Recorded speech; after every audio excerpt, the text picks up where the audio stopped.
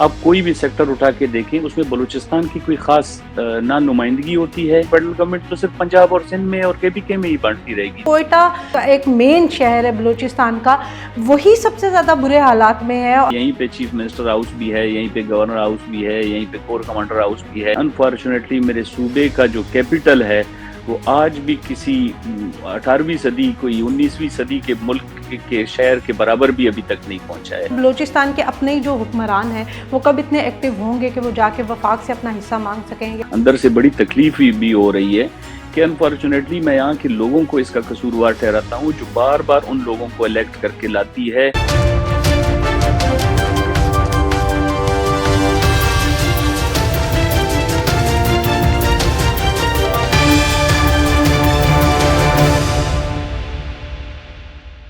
السلام علیکم ناظرین, پروگرام وائس آف بلوچستان کے ساتھ میں ہوں آپ کی میزبان عفیفہ راؤ, اور میرے ساتھ موجود ہیں بلوچستان کے سابق وزیر اعلیٰ علاؤالدین مری صاحب. السلام علیکم سر.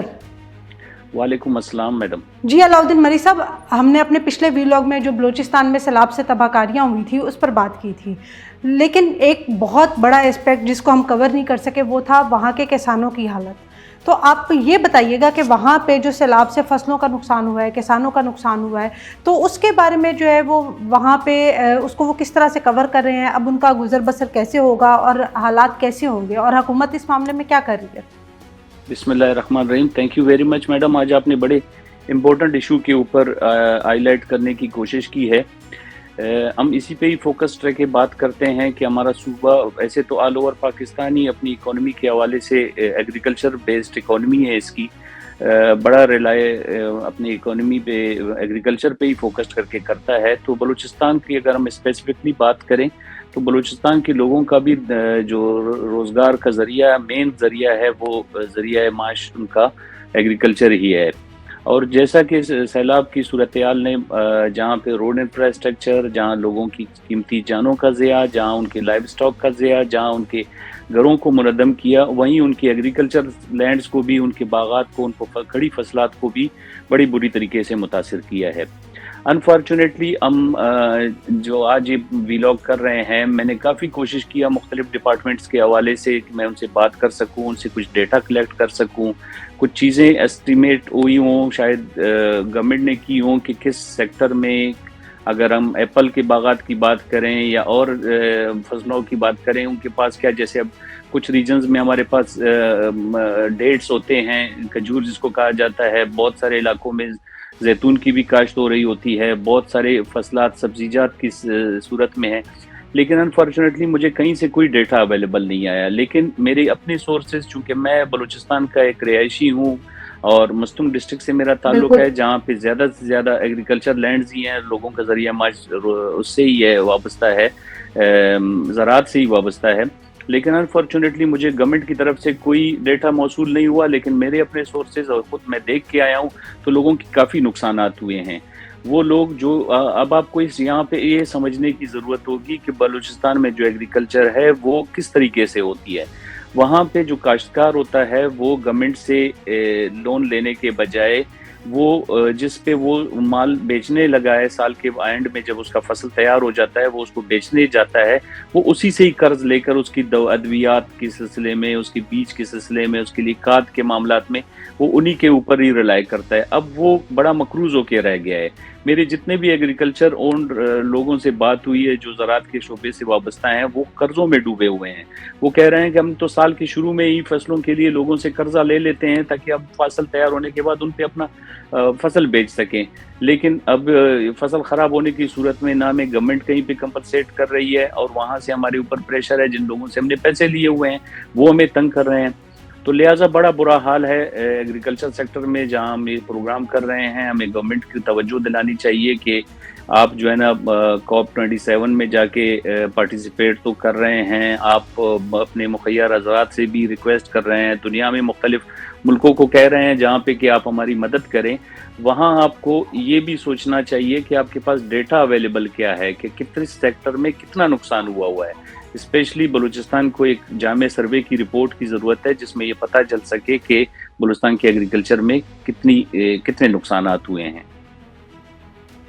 سر آپ نے نقصانات کی بات کی تو پہلے تو آپ کے جو یہ سوال تھا اس میں 2-3 بہت اہم سوال اٹھتے ہیں کہ سب سے پہلے تو یہ کہ گورنمنٹ کی طرف سے لوگوں کو جو ہے وہ آسان قرضے کیوں نہیں فراہم کیے جاتے، اور دوسری چیز جو میں آپ سے جاننا چاہوں گی کہ ابھی تک تو جو ہے یہ سرویز جو ہیں وہ کسی نہ کسی طور پر تو ہو جانے چاہیے تھے، یا ایک مطلب ایک جو اندازہ ہوتا ہے وہ نقصانات کا وہ ضرور حکومت کے پاس ہونا چاہیے تھا کہ کم از کم بلوچستان کے صوبے میں جو ہے وہ کتنا نقصان ہوا ہے۔ اور تیسری اہم چیز جو میں آپ سے جاننا چاہوں گی کہ آپ نے کوپ 27 کی بات کی تو اس کو بھی اگر سائڈ پہ کر دیں کہ جو باہر کے لوگوں سے ہم ریکویسٹ کر رہے ہیں، امداد کی ریکویسٹ کر رہے ہیں، فنڈز کی ریکویسٹ کر رہے ہیں، تو کچھ دن پہلے شہباز شریف صاحب نے ایک بہت بڑی پریس کانفرنس کی تھی اور کسانوں کا نام لے کے انہوں نے اربوں روپے کے ایک پروجیکٹ کا اعلان کیا تھا۔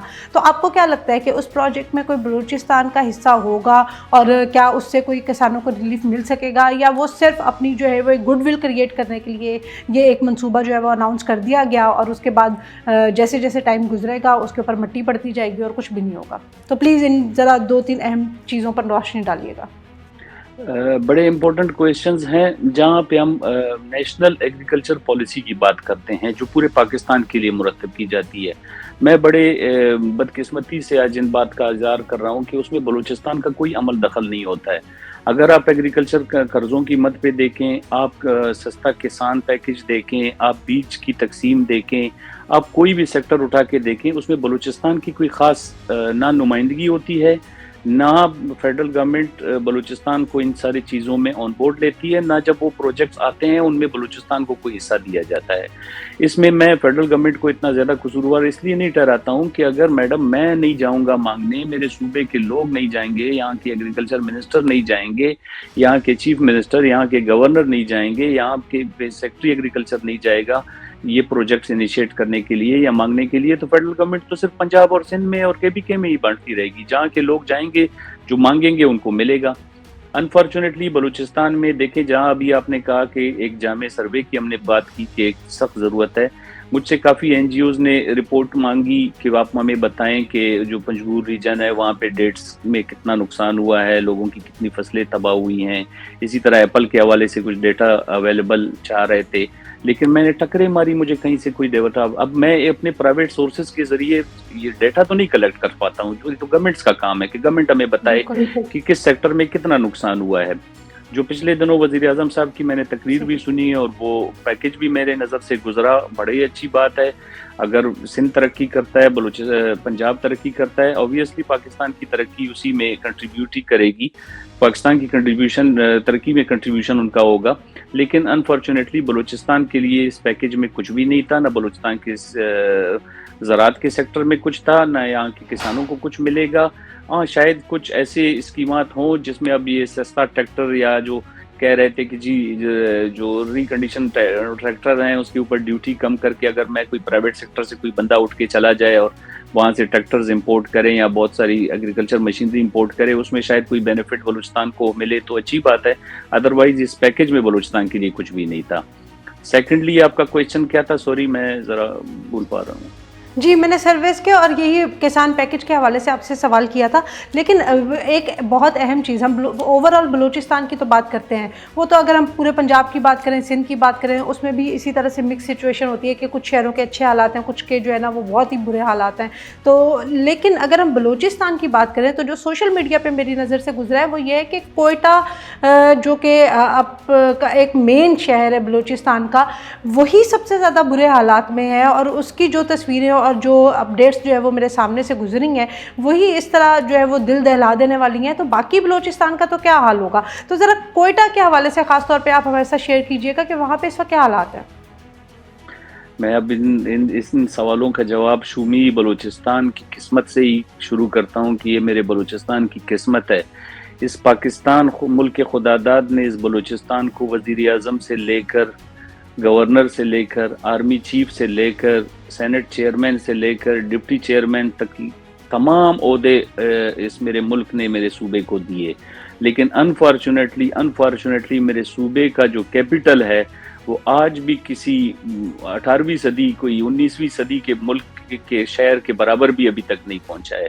آپ ڈیفینیٹلی سوشل میڈیا کی بات کر رہے ہیں، اگر آپ کو کچھ ویڈیوز سامنے آئے ہوں گے یا کچھ خستہ حالات لوگوں کے سامنے آئے ہوں گے، وہ سوشل میڈیا کے ذریعے آئے ہوں گے۔ نیشنل میڈیا کو تو اتنی توفیق بھی بالکل نہیں ہے کہ وہ ان ساری چیزوں کو ہائی لائٹ کرے یا دکھائے۔ میں اس میں ان کو بھی قصوروار نہیں ٹھہراتا ہوں۔ ایک تو بلوچستان کو نیشنل میڈیا میں اس طریقے سے ویسے ہی نہیں لیا جاتا ہے، پھر اگر وہاں کے صحافی حضرات جو بڑی مشکل حالات میں اپنی زندگی گزار رہے ہیں، بڑے مشکل حالات میں رپورٹنگ کر رہے ہیں، وہ اگر حکومتوں کو یا لوگوں کو ان کی حقیقت کی تصویر دکھانا شروع کر دیں تو ان کا جو بچا کچا روزگار ہے شاید وہ بھی خراب ہو جائے۔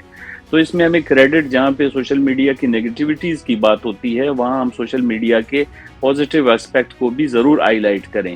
یہ جو مسئلے مسائل آپ تک، مجھ تک یا مختلف لوگوں تک پہنچتی ہے، یہ محرون منت اسی سوشل میڈیا کے ہے جس کے کچھ ایکٹیوسٹ بلوچستان میں خصوصاً کوئٹہ پہ خاص فوکس کر کے بیٹھے ہیں، جہاں پہ کوئی نالی کا کوئی مسئلہ ہوتا ہے، جہاں کوئی پانی کے ایشوز ہوتے ہیں، گیس کی پریشر کی کمی کا آج کل بڑا زور چل رہا ہے، پورے ملک میں کمی ہے، اوبیسلی بلوچستان کو بھی اس کا سامنا ہے، اس پہ ہائی لائٹ کر رہے ہوتے ہیں۔ تو یہ سوشل میڈیا کی محرون منت ہے کہ وہ ہمیں ان ساری چیزوں کے سے، ہمارے بلوچستان کے لوگوں کے حالات سے باقی ریسٹ آف پاکستان کو آگاہ کر رہا ہے۔ تو اب آتے ہیں آپ کے سوال کی طرف۔ لیکن سر کب تک ہم صرف ہائی لائٹ کرتے رہیں گے؟ کوئی عملی اقدام جو ہے وہ کب ہونا شروع ہوں گے؟ آخر بلوچستان کے اپنے ہی جو حکمران ہیں وہ کب اتنے ایکٹیو ہوں گے کہ وہ جا کے وفاق سے اپنا حصہ مانگ سکیں، یا جو صوبائی طور پہ ان کے ہاتھ میں ہے ان چیزوں کو جو ہے وہ بھرپور طریقے سے یوٹیلائز کر سکیں اور اپنے لوگوں کی فلاح کے لیے کوئی کام کریں؟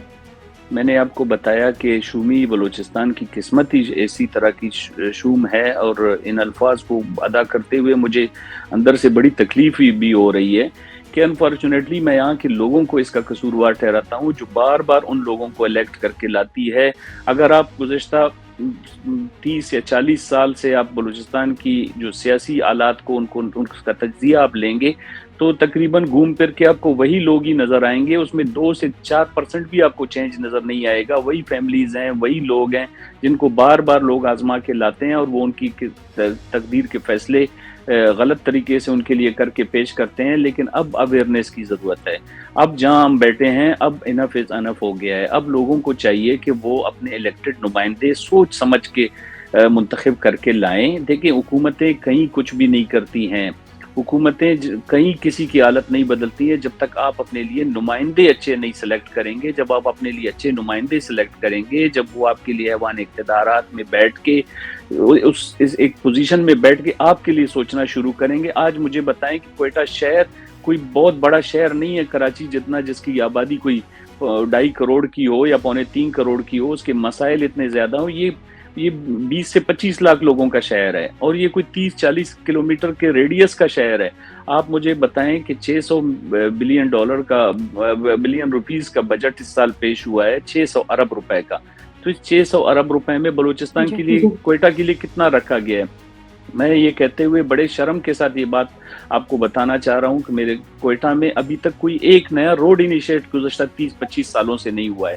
ایک پیکج آج سے پہلے کوئی 6 سال پہلے انیشیٹ ہوا تھا کوئٹہ پیکج کے نام سے، 31 ارب روپے اس کی لاگت رکھی گئی، جس کو ہر سال انہی روڈوں کو کھود کے دوبارہ نیا بنایا جاتا ہے جو پہلے سے پچھلے سال بنے تھے یا 2 سال پہلے بنے تھے۔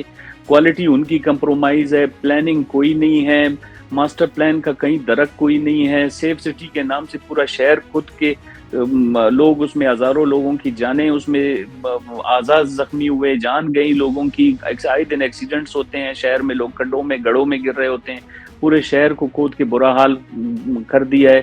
لیکن ہمیں بڑا فقدان لگتا ہے، یہیں پہ چیف منسٹر ہاؤس بھی ہے، یہیں پہ گورنر ہاؤس بھی ہے، یہیں پہ کور کمانڈر ہاؤس بھی ہے، یہیں پہ تمام۔ لیکن اب ہم کینٹ کے ایریا میں دیکھیں، جب آپ کوئٹہ انشاءاللہ وزٹ کریں گی آپ کو ذرا کوئٹہ ہم دکھائیں گے۔ اسی کوئٹہ سٹی کے اندر ایک ایریا ہے جس کو کوئٹہ کینٹ کہا جاتا ہے۔ آپ جیسے ہی اس کے بیریئر کو کراس کر کے جائیں گے آپ محسوس کریں گے کہ آپ کسی ایک نئے شہر میں آ گئے ہیں، کسی اور جگہ پہ پہنچ گئے ہیں۔ تو جب اس کینٹ کو بنانے والوں کے اندر یہ ول موجود ہے تو سول لوگوں کے اندر کیوں وہ ول موجود نہیں ہے؟ وہ کیوں اپنے شہر کو نہیں بنا پا رہے ہیں؟ یہاں پہ اس شہر میں کچھ بھی تجاوزات، کہیں جس کا دل چاہے کوئی بلڈنگ کھڑی کرے، کوئی بلڈنگ کوڈ نہیں ہے، کتنا اوپر لے کر جانا ہے، اس کا پارکنگ کہاں ہے، اس میں ایمرجنسی کے لیے کوئی انتظامات موجود ہیں یا نہیں ہے۔ انفارچونیٹلی ان سارے چیزوں کا کانسیپٹ ہی نہیں ہے بلوچستان میں، اسپیشلی کوئٹہ میں۔ تو کوئٹہ کو بڑا سنجیدگی سے لینے کی ضرورت ہے. 9 کے قریب اس کے الیکٹڈ ایم پی اے کی سیٹیں ہیں, ایک ایم این اے ہے وہاں پہ جہاں کوئٹہ سٹی سے الیکٹ ہو کے آتا ہے, لیکن انفارچونیٹلی بڑا فقدان ہے ان ساری چیزوں کو ایڈریس کرنے کی, ان ساری چیزوں کو دیکھنے کی. بس میں اس سے زیادہ کیا کہہ سکتا ہوں آپ کو کوئٹہ سٹی کے بارے میں. تو ناظرین آپ نے بات سنی علاؤالدین مری صاحب کی کہ بلوچستان ہو یا کوئٹہ ہو, اس کا المیہ یہ ہے کہ وہاں کے الیکٹڈ لوگ جو ہے وہ ابھی تک اس کے لیے کچھ بھی کرنے سے جو ہے وہ قاصر ہیں. تو خیر پھر بھی وفاقی حکومت کی طرف بھی ہم دیکھ رہے ہیں کہ وہ بلوچستان کے جو کسان ہیں ان کی فلاح و بہبود کے لیے, بلوچستان کے لوگوں کی فلاح و بہبود کے لیے کوئی نہ کوئی اقدام کریں. شروعات کہیں سے بھی ہوں لیکن کوئی نہ کوئی شروعات ہونی چاہیے تاکہ بلوچستان کی بھی زندگی بدل سکے, بلوچستان کے عوام کے حالات بدل سکیں. خاص طور پہ اب سیلاب کے بعد جو وہاں کے کسانوں کا حال ہے, جو وہاں کے لوگوں کا حال ہے, اس میں کوئی نہ کوئی بہتری جو ہے وہ ضرور آنی چاہیے.